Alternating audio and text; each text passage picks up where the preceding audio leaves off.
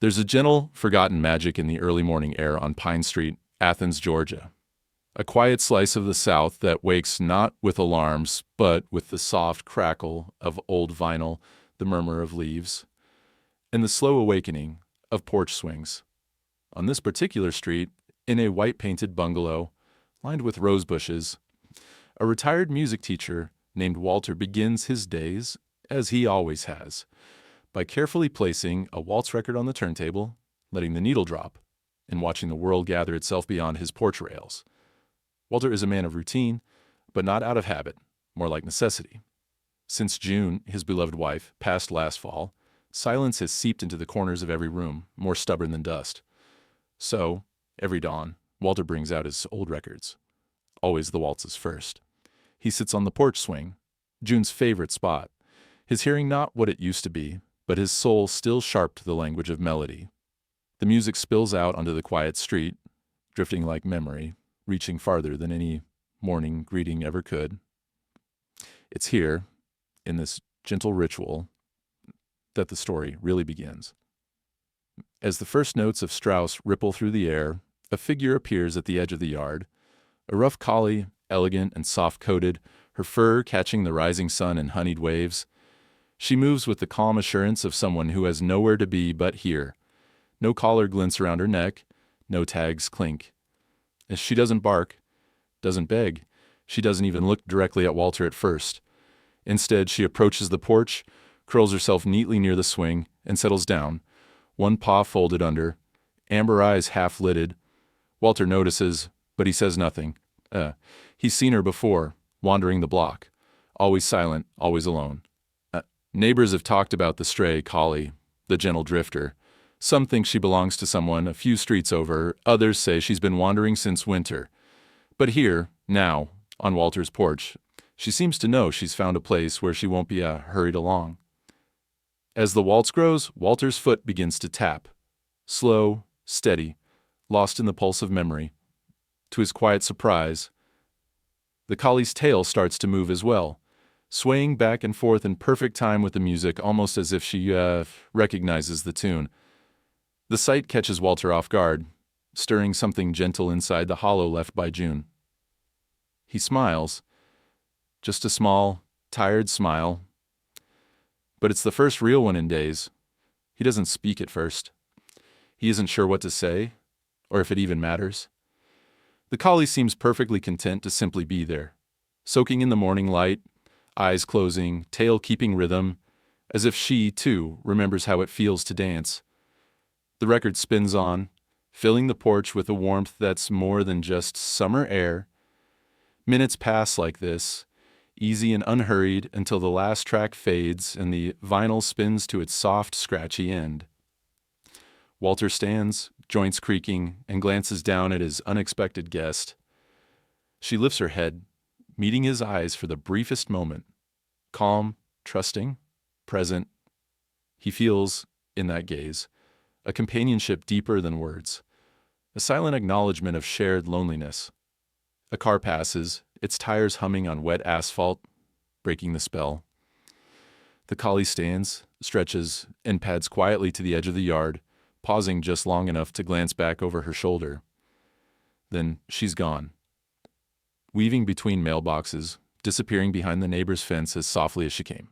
Walter remains on the porch, the silence settling around him once again. But it's different now. Less heavy, more expectant. He can still see the shape of her resting spot on the porch boards, a small reminder that, even on the loneliest mornings, something, or someone, can appear and fill the silence with meaning. He goes inside, he makes a slow pot of coffee, and finds himself humming. He hasn't done that in months. The old feeling of melody, once tangled in sorrow, comes a little easier now. As the sun climbs, he keeps glancing out the window, half expecting to see a flash of golden fur. When evening comes, Walter prepares a simple supper and sets a second plate on the porch step, just in case. He doesn't know why. Maybe it's hope, maybe it's habit, or maybe it's simply the need to reach beyond his own grief, if only for a moment. As dusk settles over Athens and the first fireflies blink awake in the hedges, Walter sits with another record and waits. And in the hush of twilight, a gentle shape appears once more at the edge of the yard. Silent, graceful, her tail already moving in time with the music that has begun again.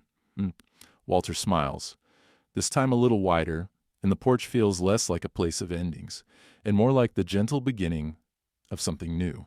The mornings on Pine Street are almost always the same, but inside Walter's house, time feels different. Thicker, slower, almost sticky. It is like the humidity that clings to every surface before the afternoon breeze chases it away. The little white bungalow sits shaded by ancient pecan trees, their branches arching protectively above the roof, but inside, the sun doesn't reach far. The curtains, once chosen by June to let in the right amount of light for dancing, now seem too heavy, trapping more than just the day's brightness. After the collie's first real visit, Walter finds himself lingering by the window more than usual. He tells himself he's just looking for squirrels in the garden or maybe checking for the mail. But the truth is, he's hoping for another glimpse of that silent, golden listener. The days drag on, punctuated by the same rituals: breakfast for one, a cup of instant coffee, a check on the roses June planted, and then the careful selection of a record: Waltz. Always Waltz. His hearing isn't what it used to be. It's a fact that he's learned to accept, though it weighs on him. A reminder that some losses come in slow, persistent increments rather than all at once. Sometimes the music is little more than a distant echo, a vibration in the wood of the porch swing, or the faintest hum in his bones. But Walter plays it anyway, refusing to let the quiet settle too deeply. The house has the neatness of someone who has nobody left to make a mess for. June's things remain where she left them: her favorite mug on the second shelf, her hairbrush by the bathroom mirror, the pink cardigan folded at the foot of their bed. The piano sits in the corner of the living room, its keys gathering dust. Walter hasn't touched it since the night of June's memorial. Too many memories in every note, too much risk that the music might bring tears rather than comfort. On most mornings, Walter finds himself walking from room to room with no real purpose. The living room, where June used to read aloud from the paper. The kitchen, where her laughter once filled the air with warmth. The hallway, lined with photographs from a life built together. Every space feels a little too large for one person, every footstep echoing off walls that remember better days. He often pauses at the front hall, just beyond the threshold of the porch, listening for the scratch of paws on wood or the gentle sigh of a dog settling down. Sometimes the collie appears. Sometimes she doesn't. When she does, she brings with her a hush that isn't empty, but full of something gentle and present, a quiet company that soothes Walter in ways he's only beginning to understand. He hasn't told anyone about her. Not yet. His daughter Lisa calls every Sunday, asking if he's been eating right, if he's taken his pills, if he's thought any more about that nice retirement place with the garden. He always assures her he's fine, but the truth is he clings to his routines because they're the only proof he's still himself. The music, the porch, the memory of June, and now the unexpected gift of a collie who asks nothing and gives everything with her steady, rhythmic tail. Walter knows the neighbors whisper.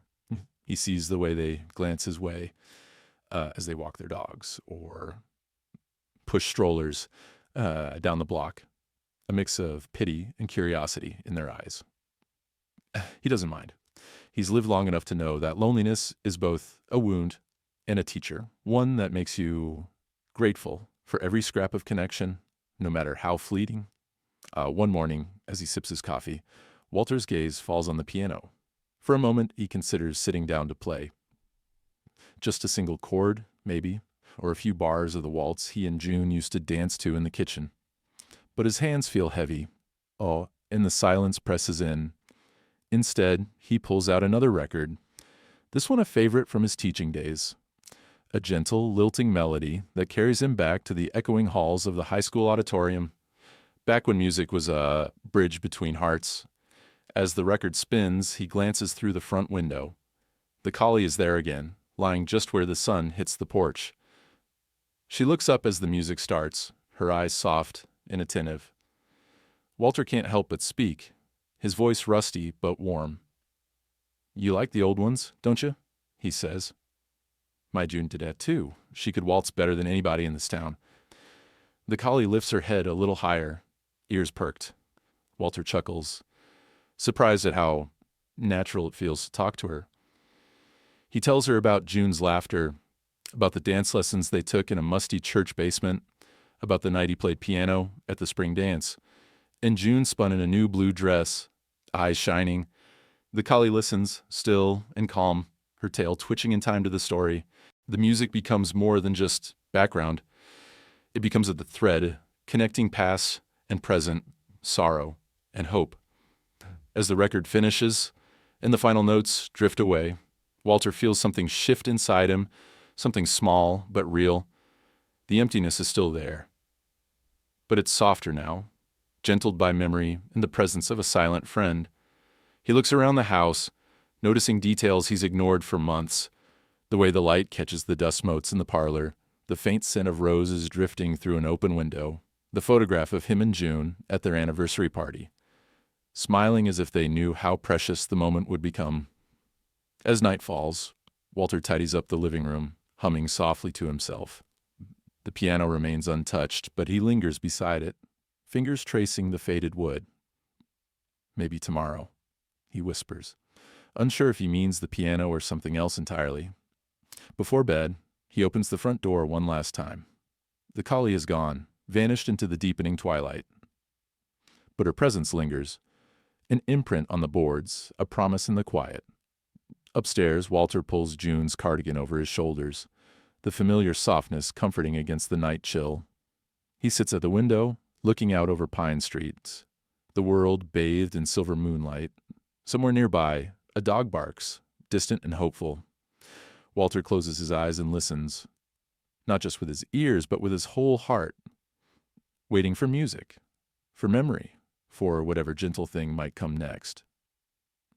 Walter's days gradually take on a new shape, as subtle as the shifting of seasons, a gentle transformation marked not by grand events, but by the accumulation of small, meaningful moments. In the quiet neighborhood, where routines are rarely disturbed, the presence of the rough collie becomes a soft, persistent rhythm in Walter's otherwise solitary life. It starts simply. The collie appears each morning just as Walter's first waltz drifts from the porch, her paws silent on the dew-wet grass. She settles at the edge of the steps, careful never to intrude, her body curved into a question mark of patience and calm. At dusk, as the cicadas begin their chorus and the heat eases from the pavement, she returns, her coat brushed gold by the setting sun. It is as if the day itself breathes in and out, marked by her arrivals and departures. Walter can no longer pretend he's just playing music for himself. He finds his eyes searching for her shape as soon as he slides the record from its sleeve. When she appears, his heart lifts with a fluttering that feels almost shameful, like hope, but softer, something he hasn't dared to let himself feel since June passed. He keeps telling himself it's just coincidence, just a dog who enjoys a shady spot and a gentle tune. But with each day, the collie becomes less of a mystery and more of a fixture, her presence quietly anchoring his mornings and evenings. Naming her is an impulse, and a small act of ownership that surprises even him. One morning, as he finishes telling her the story of how June once rescued a baby robin from their chimney, he hears himself say, "Maisie, that's what I'll call you, girl." The name slips out so naturally, it feels as if he's always known it.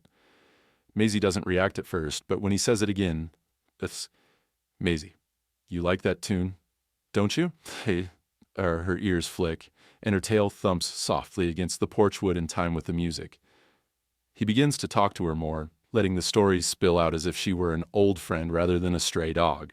He tells her about June, about their early years together, how they met at a county fair, how Walter fumbled through a Bach prelude at their wedding reception, how they used to dance barefoot in the kitchen, spinning in slow circles to whatever record was playing. His words fill the air, mixing with the melodies that float from the old turntable. The act of speaking is strangely healing, as if voicing the memories keeps them from drifting too far away. Maisie, for her part, is the best kind of listener. She never interrupts, never looks bored or impatient. Sometimes, when Walter's voice cracks with grief or nostalgia, she lifts her head and meets his gaze, steady and understanding. On one such morning, as Walter hums a slow, aching melody he and June once danced to, Maisie's tail sways gently in time, matching his humming, beat for beat. It is a simple gesture, but it moves Walter deeply. For the first time in months, he feels not alone, but accompanied, seen, even cherished by a creature who has no need for words. Neighbors begin to notice the routine. Mrs. Evans, who lives across the street, pauses on her morning walk to watch Walter and Maisie on the porch. She calls out, "That's a good dog, Walter," with a smile, and Walter finds himself nodding, pride swelling in his chest. Children passing by on bicycles wave as they pedal past, and Maisie responds with a gentle flick of her ears, her gaze always returning to Walter and the music. With each passing day, Walter's house feels less like a mausoleum and more like a home again. He begins to open the curtains a little wider, lets the sunlight spill across the living room rug.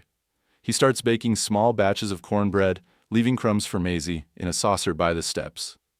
At night, he sometimes catches himself humming as he tidies up, a habit he thought had died with June. Yet, for all the comfort Maisie brings, there is a lingering fear, a whisper that she might vanish as suddenly as she arrived. Walter finds himself growing anxious on mornings when she's late, scanning the sidewalk for any sign of her golden coat.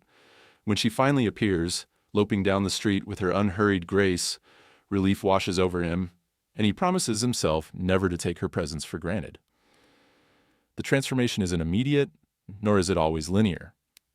Some mornings, Walter wakes with a heaviness that makes it hard to get out of bed. Grief is like that, fickle, unpredictable. But on these days, Maisie's arrival is a balm. She waits patiently as Walter sets out the record, her calm presence urging him forward. On more than one occasion, he finds tears slipping down his cheeks as he talks to her, confessing things he's never said out loud to anyone, not even June. Maisie simply listens, a silent witness to both his pain and his healing. One late afternoon, a summer thunderstorm rolls in, the sky darkening with dramatic speed. Walter hurries to the porch, worried Maisie might be frightened by the thunder. He finds her waiting by the steps, soaked but unbothered, her tail wagging as if the rain were just another waltz to dance to. Laughing, in spite of himself, Walter fetches a towel and dries her off, then sets a cushion near the door so she can stay dry while the storm passes. They sit together, watching the rain drum on the roof, the music soft and steady in the background. As dusk settles, the storm fades, and the world is washed clean. Here, Walter sits with Maisie, telling her one last story before nightfall. How music and love linger, even when the world feels empty. And how sometimes healing begins with a quiet companion who needs nothing but your presence. For the first time in a long while, Walter feels not only the weight of memory, but its warmth. He looks at Maisie, gratitude welling up in his chest, and knows that even the quietest company can fill the deepest silences. The summer mornings grow warmer, heavy with the scent of cut grass and blooming jasmine. Every day, Walter wakes up with a sense of anticipation he hasn't felt since before June passed away. For the first time in months, he doesn't dread the sunrise. Instead, he looks forward to seeing Maisie's gentle eyes waiting at the porch. He hums as he makes his coffee, the sound filling the kitchen and pushing back the silence that used to press against him from every wall. Some days, he catches himself smiling for no reason at all. But as much as Maisie has become a fixture on the porch, a question lingers in Walter's mind. What would happen if he opened the door just a little wider? For weeks, he's been tempted to invite her in, to let her cross the threshold from porch companion to true friend. He isn't sure what's holding him back. Maybe it's habit, or fear of disrupting the careful balance they found. Or maybe it's just that part of him that still aches whenever he passes the piano, remembering June's hands on the keys, the way their laughter used to echo through the rooms. On a morning bright with birdsong, Walter finds himself standing by the front door, hesitating with his hand on the knob. Maisie is curled on the top step, eyes closed, tail draped across her paws like a question mark. Walter's heart pounds, silly with nerves. With a breath, he opens the door all the way and steps aside, his invitation silent but clear. Maisie lifts her head, ears flicking forward. She doesn't rush or hesitate. What? She simply stands, gives a single polite wag of her tail, and pads up onto the porch. But when she reaches the open doorway, she stops. She sniffs the threshold, tilting her head, and then looks up at Walter as if to ask permission. "It's all right, girl," Walter says quietly. "Come on in if you'd like. Or not, it's up to you." His voice wavers, thick with memories he can't quite put into words. Maisie pauses, then steps forward, just a single paw, her body half in, half out. But she doesn't cross fully inside. Instead, she lies down by the door, content to stay on the edge, close enough to be near, but not so far as to intrude. Walter feels a pang of something he can't quite name. Longing, maybe, or gratitude for her gentle boundaries. He pours himself a cup of coffee, the routine grounding him, and hums the melody to an old waltz as he moves around the kitchen. Maisie listens, her ears turning with every note. On impulse, Walter walks to the living room and stands before the piano. He runs his fingers over the smooth, faded keys. His hands tremble. It's been so long since he played, and he wonders if he still remembers how. He sits, the bench creaking under his weight, and places his fingers on the keys. The silence in the house seems to hold its breath. He looks at the photograph of June on the mantel, her eyes laughing even in stillness, and feels a familiar ache. Then, without planning, Walter plays a single note. The sound is soft, but pure, ringing out in the quiet room. His fingers, stiff with age and doubt, find a second note, then a third, stringing them together in the barest outline of a melody. He doesn't play for long, just enough to feel the shape of the music again, to let the memory of June's laughter fill the space between notes. Outside, Maisie's tail sways, keeping time, as she always does. She doesn't bark or whine, just listens, a living metronome on the porch. Walter glances over and catches her watching him, her eyes warm and steady, her body completely relaxed. Something in that gaze gives him courage. He tries a few more chords, fumbling at first, then smoothing out as muscle memory takes over. He plays the opening bars of Fascination, the waltz he and June used to spin to in the kitchen after dinner, back when music was an everyday kind of magic. Even though his hearing is faded, Walter can feel the vibrations in the keys, the resonance in his chest. He doesn't need to hear every note to know they're there. Music, he realizes, is as much a feeling as a sound. After a few minutes, Walter stops and lets his hands fall to his lap. He looks out at Maisie, her head cocked, tail still tapping. "What do you think, girl?" he asks, his voice thick with emotion. "Still got a little left in me?" Maisie answers by rising, stretching luxuriously, and walking over to the screen door. She sits and looks at him, waiting patiently. Walter opens the door, and for a heartbeat, it feels as though the world has paused, everything suspended in the quiet expectation of something new. Maisie steps inside, slow and careful, as if she understands the importance of the moment. She sits by the piano bench, close enough that Walter can reach down and scratch behind her ears. The house, so long echoing with emptiness, feels different now. Full, alive, humming with more than just music. Walter finds himself telling Maisie about the old days, about the first piano he ever owned, about the students he taught and the concerts he played, about how June would always find the perfect song for every mood. Maisie listens, never interrupting, her presence a comfort more solid than words. That afternoon, as the heat deepens and the cicadas start their steady song, Walter and Maisie sit together in the living room. The piano lid is propped open, a stack of old sheet music scattered on the bench. Walter hums softly, piecing together melodies from memory, his fingers tentative, but growing bolder. Maisie lies at his feet, her breathing slow and even, her tail occasionally flicking in rhythm to his playing. And for the first time since June's passing. Walter feels the stirrings of hope, not the wild or reckless hope of youth, but the quiet, steady hope that maybe healing comes. Not in grand gestures, but in these small, shared moments, the kind that fill the empty spaces with presence, the kind that teach you how to live again. As dusk falls, Walter lights a lamp and opens the front door to let the evening breeze in. Maisie rises, shakes herself, and slips back onto the porch, where she curls up with her nose on her paws, content. Walter sits on the swing, watching the stars blink awake, his heart lighter than it's been in months. The house is not silent anymore. It's filled with music, memory, and the gentle, steadfast company of a friend who asks for nothing but to listen. And Walter, for the first time in a long time, feels almost ready to move forward, one chord, one step, one quiet waltz at a time. With each new day, Walter's old house on Pine Street hums with transformation, so gradual it almost escapes notice. A few weeks ago, the rooms were heavy with the weight of silence. Now, the echoes of loss are replaced by melody, by the scuff and shuffle of daily life finding its way back. At the heart of this gentle revival is Maisie, her golden fur almost shining with the sunrise, always present, watchful, patient, content.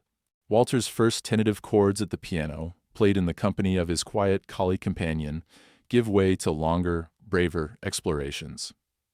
Each morning, as the light spills through the window, he finds himself pulled to the keys, not out of obligation, but longing. His hands remember more than his mind expects. Sometimes he fumbles, but more often the music comes, uncertain at first, then gathering confidence as Maisie's tail begins to beat in time. He starts to string together short tunes, bits and pieces from years gone by, snatches of Brahms, the tender sway of a Debussy prelude, the old ragtime numbers that used to make June laugh. On the days when his fingers stumble, Maisie simply listens, tilting her head with what Walter swears is gentle encouragement. On the days when the music flows, she seems to dance. Her body rises in circles, paws skittering across the porch boards in a slow, joyous orbit. One morning, while dusting the old upright, Walter notices a sour note, a low E that sticks, barely making a sound. He sets about fixing it, rummaging in the garage for his toolkit, muttering to Maisie about the quirks of old pianos.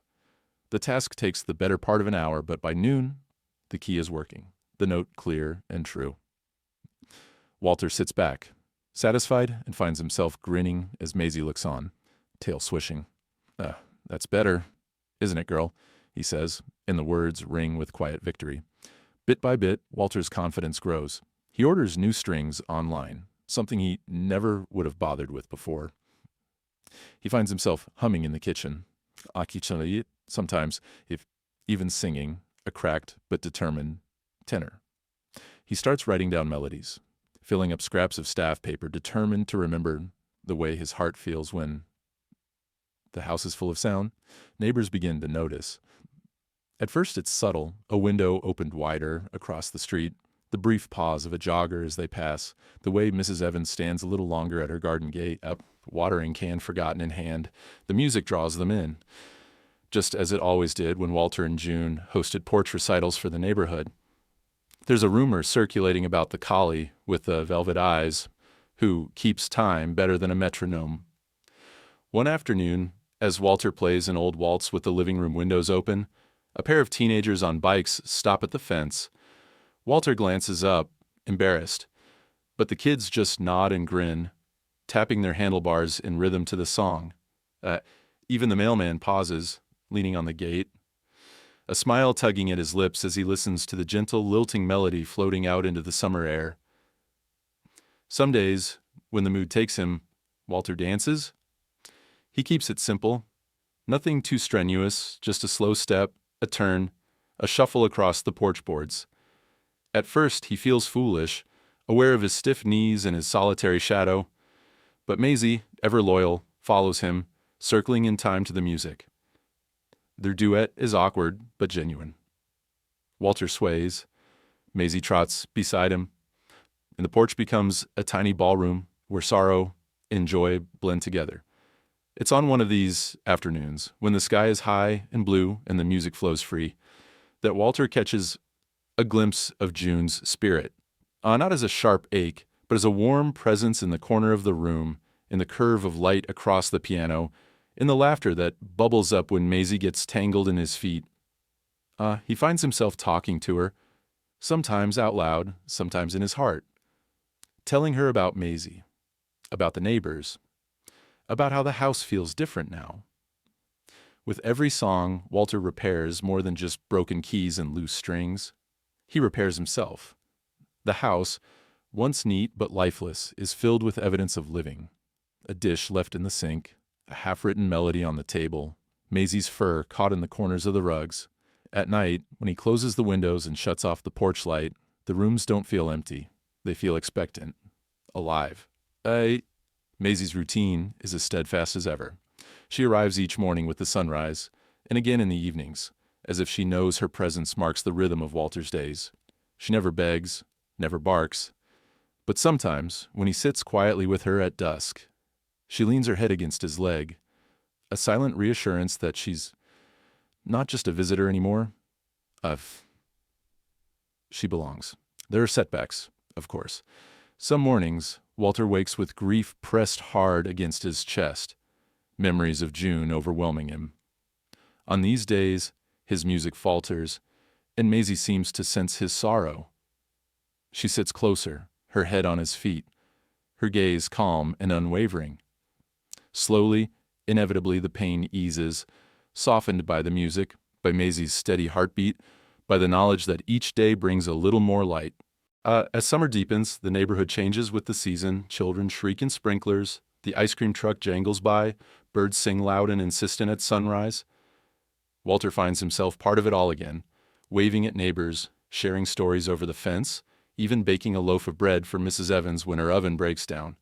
His world, once narrowed by loss, has expanded, stretched by music and by Maisie's silent loyalty.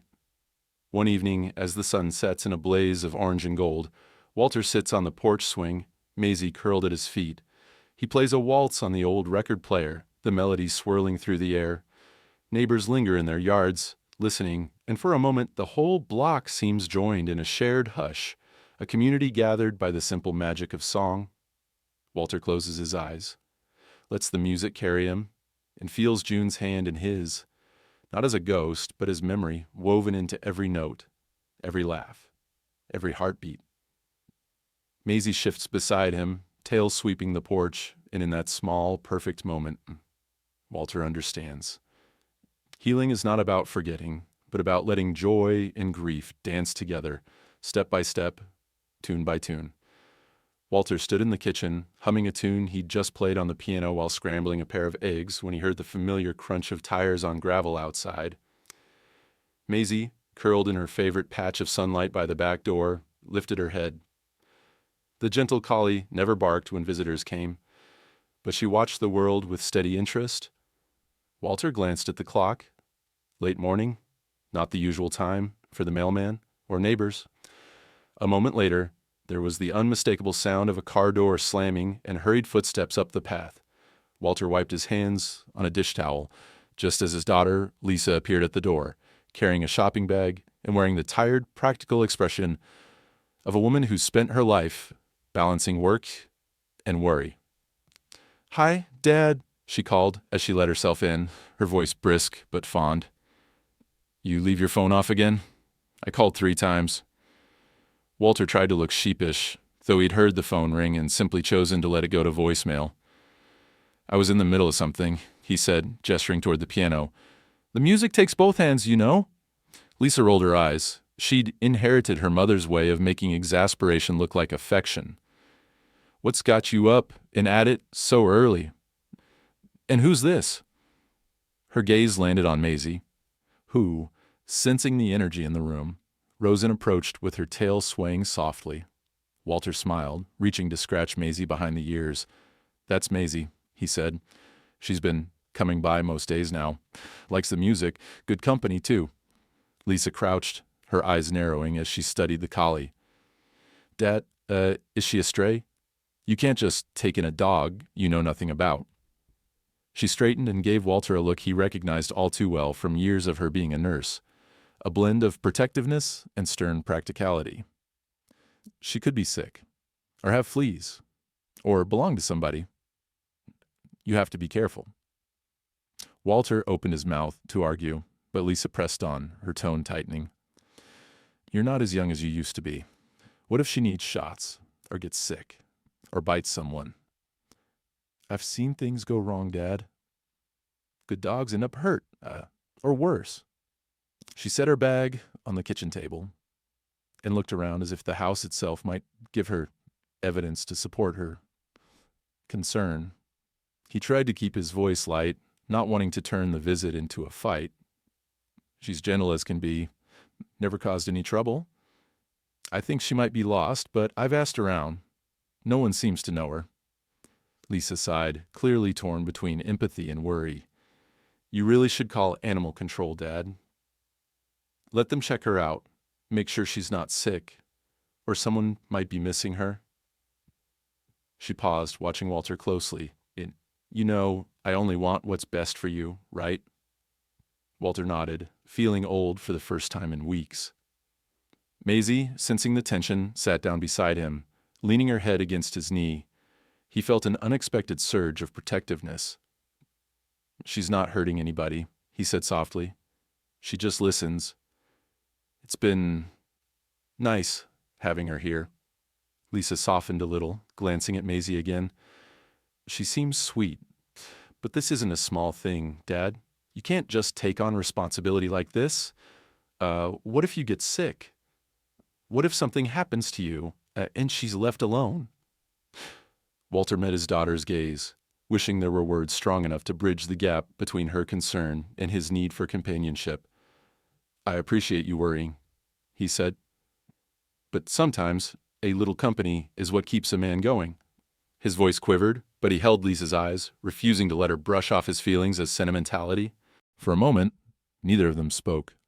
The house, which had felt so full of music and hope just moments before, now bristled with tension. Lisa walked to the window, looking out at the yard, her arms folded tightly across her chest. Maisie watched her, tail still. Lisa turned back, voice gentler now. "Maybe we can take her to the vet, make sure she's healthy, get her checked for a chip. I'm just worried, Dad, about both of you." Walter nodded, knowing she meant well. "We can do that," he said, "but not today. Let's see if she wants to stay first." They spent the rest of the morning together, Lisa helping Walter with chores he let slide, the gutters, a loose porch rail, checking the batteries in the smoke detector. All the while, Maisie trailed after them, content in the background, or us occasionally nudging Walter's hand or sitting quietly at Lisa's feet, winning her over inch by inch. At lunch, Lisa made sandwiches while Walter put on a record, the music filling the kitchen. For a few minutes, the old energy returned. Laughter, stories about June, gentle teasing. Lisa found herself smiling as Maisie stretched out in a patch of sun, and Walter caught the softening in his daughter's eyes. After eating, Lisa stood to leave, her nurse's shift calling. She paused at the door, glancing from her father to the collie. "Just promise me you'll think about what I said," she said. "And call me if you need anything. I mean it, Dad. Anything." Walter nodded, watching her car back down the drive, the feeling of her worry lingering in the air even after she'd gone. The house felt quieter, but not empty. Maisie patted over, settling beside him as if to reassure him that some silences are safe, even comforting. Later that evening, as the sky turned pink and gold, Walter sat on the porch, the day's conversation heavy in his mind. Maisie lay at his feet, eyes half closed, her steady presence a balm. As the first notes of Debussy floated from the record player, he whispered, "Not yet, girl. I'm not ready to let you go. Not yet." Maisie blinked slowly, as if in understanding, and rested her head on his shoe. The porch swing creaked in the evening breeze, the music wrapping around them. Walter knew his daughter's fears weren't unfounded. He was old, his health uncertain, and the future full of question marks. But for now, Here in the company of a dog who needed no words, he chose hope over worry, presence over absence. As the sun slipped behind the trees, Walter closed his eyes and listened, not to the fears that waited in the dark, but to the rhythm of Maisie's quiet breathing, to the music that filled the air, to the precious, fragile peace they'd built together. Tomorrow, he'd worry. Tonight, he let himself believe in second chances. Thunder rolled across Athens, Georgia, heralding the kind of summer storm that soaks the ground in minutes and leaves the air humming with electricity. The sky, which had been blue and cloudless all afternoon, turned an angry slate. Tree branches shook under the sudden onslaught of wind, and rain began to pelt the tin roofs up and down Pine Street. It was the kind of storm that made people hurry home, checking their gardens and battening down whatever might blow away. Walter knew the storm was coming. The afternoon air had been thick with warning, every radio forecast shouting about thunder and flash floods. He'd moved the porch plants closer to the wall and double-checked the windows. He even pulled June's favorite wind chime inside so it wouldn't be torn from its hook. As the first droplets smacked the porch, he glanced over at Maisie, who was curled up on the top step, nose tucked beneath her tail, unbothered by the rising wind. He bent to scratch her head. "Stay close, girl. These storms can get nasty." Maisie looked up, eyes soft and trusting. But as a clap of thunder rattled the sky, she startled, ears back, body tense. Walter's heart twisted. He remembered how June used to hate storms, too. On nights when the thunder rattled the windows, she'd pull the covers over her head, making him laugh with her mock terror. Now the laughter was just an echo, faded but persistent, threading through his mind as the rain intensified. He set the record player up in the living room, selecting an old waltz, hoping music might comfort both him and Maisie. He cracked open the screen door, calling softly, "Maisie, come in, sweetheart." But as the next flash of lightning split the sky, Maisie bolted, slipping off the porch, vanishing around the side of the house. Walter called her again, voice tight with worry, but the wind tore the sound away. For a moment, Walter stood frozen, his heart thudding painfully. Rain pounded the porch roof. He strained to see through the sheets of water, but Maisie was gone. Panic surged up, unexpected, sharp, and suffocating. He grabbed a towel and hurried outside, squinting into the storm. The world had become a blur of gray. He checked the side yard, the rose bushes, the patch beneath the pecan tree where Maisie sometimes hid from the heat. Nothing. Shivering and soaked, he stumbled back onto the porch, clutching the towel like a useless shield.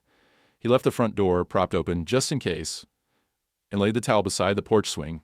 A signal, a silent hope. Then he waited. The storm raged on, wild and indifferent. Each gust of wind rattled the windows. Each flash of lightning made the shadows jump. Walter found himself pacing from room to room, restless and anxious. The house, so recently filled with music and light, now felt cavernous and cold. Every sound, the creak of the floorboards, the tap of branches against the siding, seemed magnified by Maisie's absence. He tried to busy himself, washing dishes, sorting through old mail, but his thoughts circled back to Maisie, lost and frightened, alone somewhere in the storm. He remembered his daughter's warnings, the way she'd fretted about the risks of letting a stray into his life. He wondered if he'd been selfish, thinking only of his own loneliness and not the dangers that might lurk just beyond the porch light. Walter drifted to the living room and set a new record spinning, the notes of a familiar waltz barely audible above the pounding rain. He sat by the window, watching the streetlights glow in the downpour, willing a golden shape to appear at the edge of the yard. Hours passed, slow and uncertain. At some point, exhaustion overtook him, and he dozed in the rocking chair, dreams troubled by flashes of fur and thunder. When he woke, the house was still dark, the storm finally reduced to a distant grumble. Walter blinked, disoriented, listening to the echo of his name in June's voice. "Walter, it's just a storm. Come to bed." He reached for the lamp and found the house unchanged, empty and hollow. Morning crept in with gray, uncertain light. The rain had stopped, but the world outside looked battered. Tree limbs down, puddles everywhere, the garden a soggy mess. Walter stood at the front door, scanning the street. No Maisie. His heart ached with the old familiar loss. Another companion vanished, another silence settling in. He made tea, hands shaking as he poured. The routine offered little comfort. The old piano seemed colder, the record player's usual charm dulled by worry. He replayed every moment of the night, wondering if he could have done something differently, if he should have chased after her, or harder, braved the storm longer. Instead, all he could do now was wait. And hope. By noon, neighbors emerged to survey the damage, trading news and picking up debris. Mrs. Evans called across the fence, "You okay, Walter?" He nodded, unable to explain the heaviness in his chest. He didn't mention Maisie, afraid of voicing the loss and making it real. He wandered the block, calling her name with increasing desperation. "Maisie! Maisie girl!" His voice cracked in the damp air, hope waning with every empty patch of sidewalk. He checked the animal shelter's website, just in case someone had found her, but there were no new listings. He tried to tell himself not to worry. Maisie was smart, resilient. She'd weathered storms before, survived on her own, but the fear wouldn't leave. He remembered how June used to say, the hardest thing is loving when you can't protect. That truth stung now more than ever. That night, Walter left the porch light burning, a fresh towel by the door, and June's scarf hanging on the swing, a makeshift beacon, a plea for her to come home. He put on another waltz, letting the music spill into the empty rooms, filling the silence with longing. He didn't sleep much, listening for every sound, every scrape against the siding, every hopeful rustle in the yard. The house felt colder than it had in months, every shadow lengthened by worry. He found himself praying, something he hadn't done in years, that Maisie would return, that this new chapter of hope and healing wouldn't end in heartbreak. As dawn approached, Walter stood at the window, staring out into the soft gray. "Come home, Maisie," he whispered, voice breaking. "Please." But the porch remained empty. For the first time since she'd arrived, Walter's heart felt the old, raw ache of solitude, and he wondered if perhaps the cost of hope was always this much. The risk of loving, the risk of loss, the bravery required to wait for a friend in the rain. The next morning dawned over Athens with a stubborn grayness. The world outside Walter's window still soaked and sluggish from the storm. Water beaded on the rose leaves and dripped steadily from the porch eaves. The air was heavy, holding the scent of wet earth and fresh loss. Walter sat at the kitchen table, hands wrapped around a mug of tea gone cold, staring at the silent piano in the living room. Maisie was gone. The ache of her absence pressed on him, sharp as the first morning after June passed, when he'd reached for her out of habit and found only emptiness. He wanted to tell himself Maisie was just a dog, that she'd wandered off as strays did, that this ache would pass like all the others. But the house's hush felt deeper now, as if something vital had slipped away with the storm. He moved slowly through his morning routine, pouring birdseed at the feeder, making toast he barely touched, checking the window again and again for a flash of honey-colored fur every time the wind stirred the hedges or a car rolled by. His heart leapt, only to settle heavier in his chest. The porch looked wrong, too clean, the towel untouched, June's scarf drifting in the breeze. He thought of the advice he'd given students long ago about patience and trust, and how little comfort it gave him now. At last, unable to bear the silence, Walter crossed to the piano. He hesitated with his hands above the keys, feeling the familiar uncertainty, the old grief. But something inside him pushed forward. A memory of June, smiling at him across a crowded dance floor, eyes bright with love and confidence. He pictured Maisie, too, tail beating time to every song, her silent presence as reassuring as any word. "For June," he said softly to the empty house. "And for you, girl, wherever you are." The first notes were hesitant, trembling in the cool air. He played their waltz, the one he and June had claimed as their own all those years ago. The melody wove through the living room. spilling out onto the empty porch, drifting down the quiet street. Walter could only catch snatches of sound. His hearing was a stubborn adversary these days, but his fingers remembered the shape of the song, the rhythm and rise and fall. He played not for perfection, but for remembrance, letting each chord speak his longing and hope into the silence. Midway through the second verse, as the melody reached the gentle, hopeful refrain, Walter paused to wipe his eyes. The house felt less like a tomb and more like a vessel, holding grief, yes, but also every scrap of joy and connection he'd ever known. The music filled up the spaces that loneliness had carved out, and for a moment Walter felt June's presence, gentle, forgiving, urging him on. That's when he heard it, a rustle, soft and hesitant at the back door. He stopped playing, heart pounding, afraid to believe. Another sound, a tentative paw against the old wood, a whimper so faint he thought he'd imagined it. Walter pushed away from the piano and hurried to the door, breath caught in his throat. Standing in the gray light of the porch, soaked and shivering, was Maisie. Mud clung to her fur, her ears were drooped, and her eyes were wide with exhaustion and relief. For a heartbeat, neither of them moved. Then Maisie stepped forward, pause uncertain, and Walter dropped to his knees, arms open. "Oh, Maisie." His voice cracked as he buried his face in her wet neck, tears warm on his cheeks. Maisie pressed into him, tail thumping feebly against the porch. Her whole body shook, but she licked Walter's hand, reassurance and apology mixed in her gaze. He led her inside, guiding her gently to the kitchen, where he fetched a towel and dried her as best he could. He spoke to her in the same soft, steady way he'd once soothed June after nightmares or bad news. "You're safe now. You're all right. You're home." He warmed up soup and let Maisie lap the broth from a shallow bowl. She ate hungrily, then collapsed in a heap near the record player, sighing deeply. Walter covered her with June's old scarf, tucking it gently around her neck, then sat on the floor beside her. For the first time in what felt like ages, he didn't mind the ache in his knees or the damp that clung to his slippers. The only thing that mattered was the slow, even rhythm of Maisie's breathing and the relief that pulsed through him with every exhale. All afternoon, Walter tended to Maisie. He gently combed the burrs from her fur, singing softly to her, snatches of lullabies, broken bits of waltzes, all the songs that had carried him through heartbreak and healing. Maisie slept soundly, nose tucked into the scarf, her sides rising and falling in time with Walter's humming.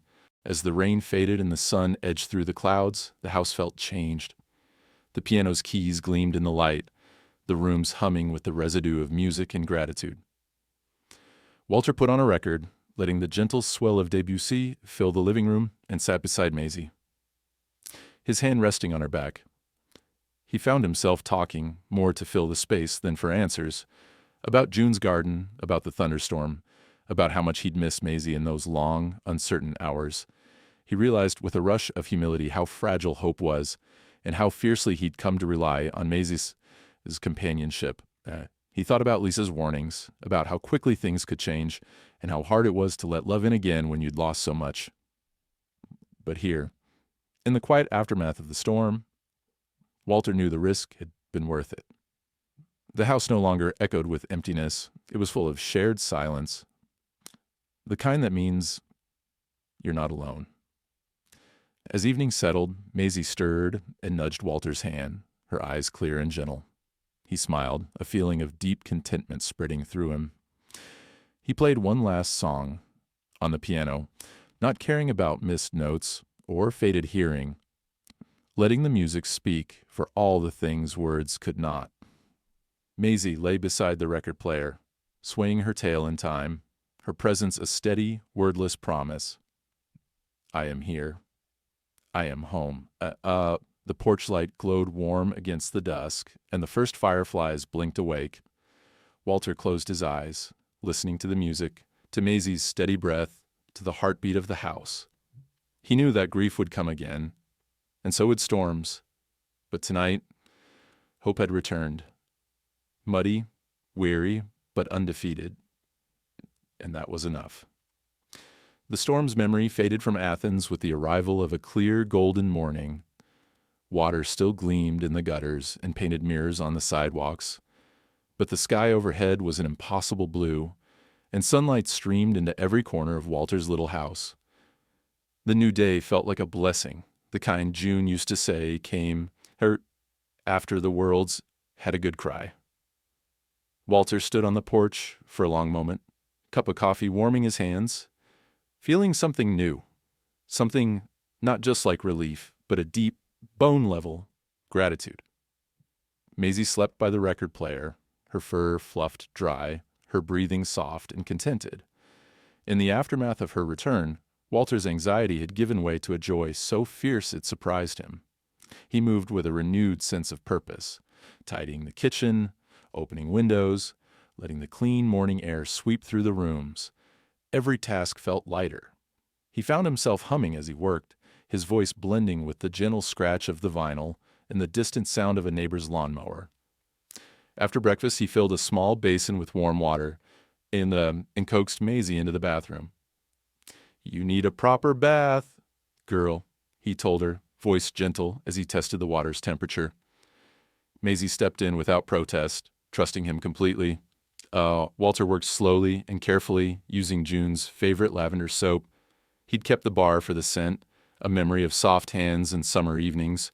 He scrubbed away the remnants of storm and mud, massaging Maisie's ears, talking to her all the while.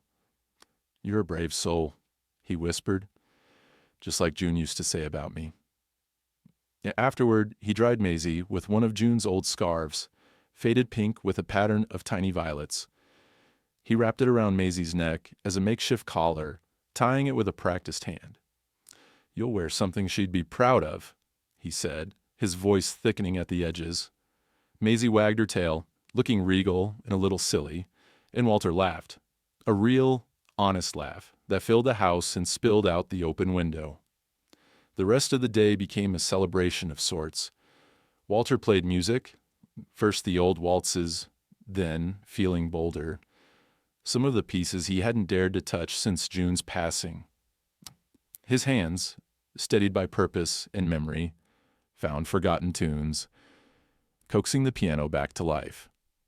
Maisie lay beside him, tail thumping in time, sometimes looking up as if to ask for another song.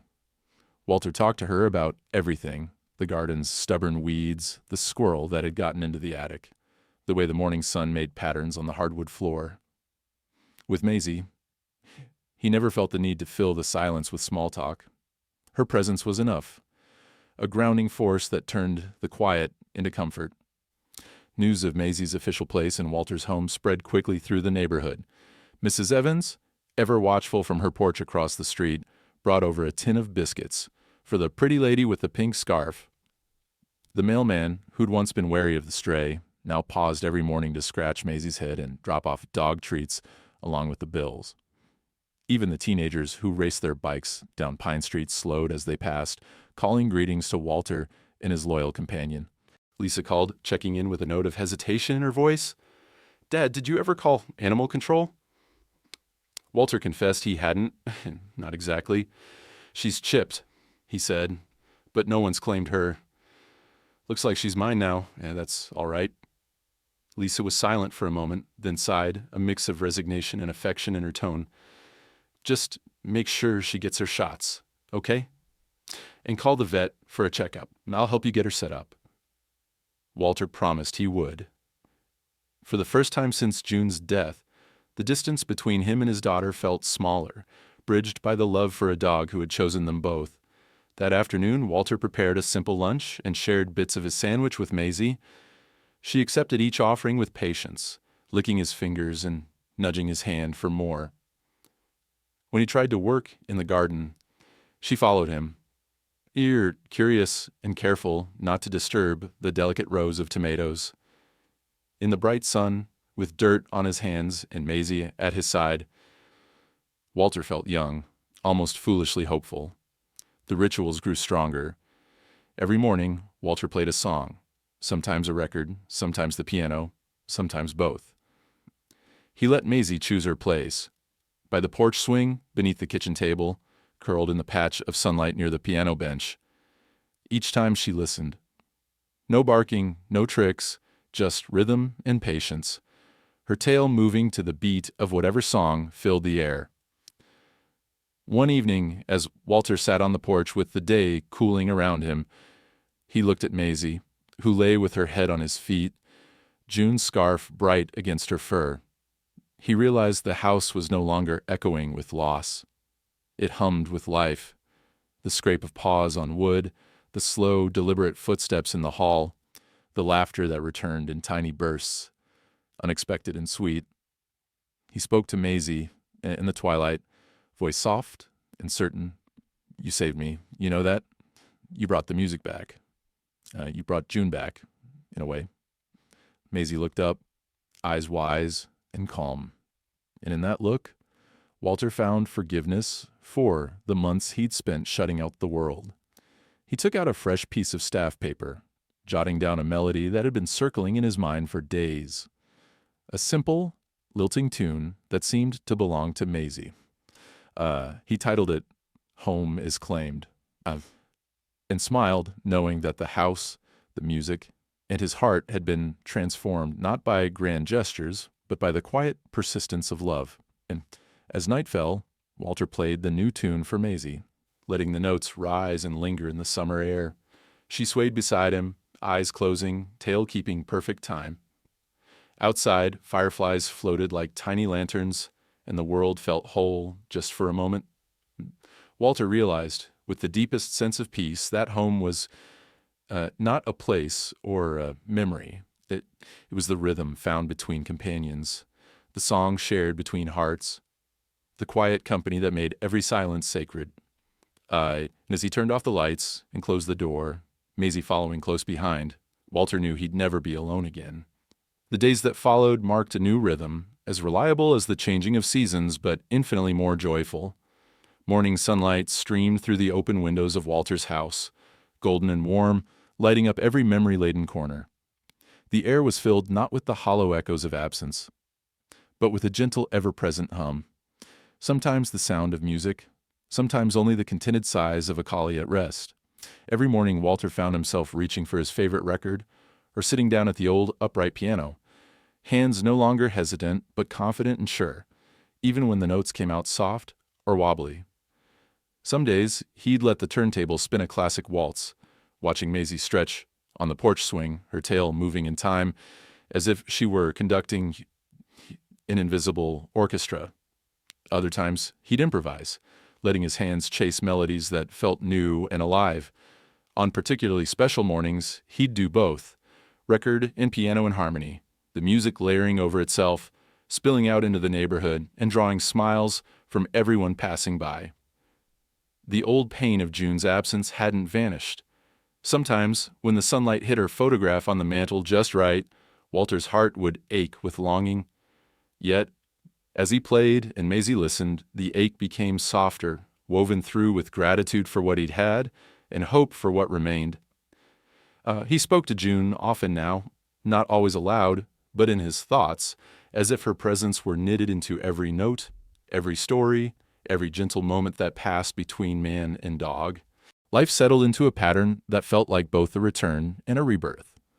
The porch became a gathering place again, neighbors dropping by with stories, children sitting cross-legged on the steps to listen to music, Mrs. Evans arriving with fresh-baked scones and the latest neighborhood gossip. People no longer looked at Walter with pity or concern, but with recognition, a man who had found his way back to joy, who had let music and quiet friendship lead him through the dark. Maisie, with her patient gaze and gentle manner, became a small legend of Pine Street. Strangers would stop and ask, "Is that the collie who keeps time with the music?" Walter would laugh and reply, "She's the best audience I've ever had." Inside, the house itself felt changed. The rooms glowed with small signs of life, Maisie's fur on the rugs, her water bowl by the kitchen door, the scarf she wore now faded but still bright against her golden neck. Walter kept the piano polished, stacks of sheet music growing with each new song he wrote, many inspired by Maisie, some in memory of June, all shaped by the ordinary magic of daily companionship. One morning, Lisa arrived carrying a new dog bed and a bag of treats. She hugged her father tightly and knelt beside Maisie, scratching her chin and smiling. "She really is part of the family now, isn't she?" Lisa said, her voice warm, the old worry replaced by something softer. Walter nodded, tears pricking his eyes, and Maisie thumped her tail, content to have both her people close. Walter and Lisa spent the afternoon in the garden, planting marigolds and tomatoes, while Maisie dozed in the shade. Lisa listened to her father play piano that evening, and Walter could see how the music eased something in her, just as it had always done for June and now for himself. As dusk fell, the three of them sat on the porch swing, watching fireflies blink above the hedges, Maisie's head resting in Lisa's lap. The world felt whole. In the quiet of their shared evenings, Walter often reflected on how grief and healing moved in cycles. There were still moments of pain, dreams where he reached for June and woke with tears, days when the house felt too big, too empty. But those moments passed more quickly now, outnumbered by laughter, by stories, by the gentle company of a friend who needed no words. Walter's music grew richer, full of the weight and wonder of his journey. He composed a new waltz and named it "The Rhythm Between Us," a tribute to the silent conversations he and Maisie shared, the way she listened with her whole self, the way her presence filled the house with peace. He played it every morning, and sometimes the neighbors would gather outside, just to hear it drift across the yard, soft as hope and bright as the dawn. On one of those mornings, the mailman paused at the gate and waved. "She ever bark?" he called, grinning at Maisie. Walter shook his head. She never needed to. The music said it first. Sometimes as he played, Walter would think about the miracle of Maisie's arrival, the quiet mornings that became bearable, the empty afternoons she filled, the stormy night that almost took her away, and the joyful return that taught him how love could find you twice in a lifetime. If only you left the door open. With each day, Walter became more convinced that some friends don't need to speak. They just stay. They listen. They share your silences, step by step, beat by beat. As autumn began to paint the leaves gold, Walter realized he'd built something new with Maisie. Not a replacement for what he'd lost, but a continuation. A home that hummed and danced and sang with memory and new beginnings. He knew, with a certainty he hadn't felt in years, that no matter what storms might come, he would never face them alone again. On a crisp morning, with the porch wrapped in the scent of cinnamon and fresh coffee, Walter sat at the piano, Maisie at his feet. He began to play, notes rising, waltzing, alive. Outside, a breeze carried the melody down the street, and neighbors paused to listen, smiles spreading from porch to porch. In that moment, Walter glanced at Maisie, her eyes closed, tail swaying gently to the rhythm. He felt the world settle, grief and joy entwined and understood. Music had brought him back, but it was love, quiet, loyal, unspoken, that had taught him how to stay. Some friends don't need to speak. They just stay. Step by step, beat by beat. If you've ever healed through memory, music, or quiet company, subscribe. Let's keep telling stories that dance even in silence.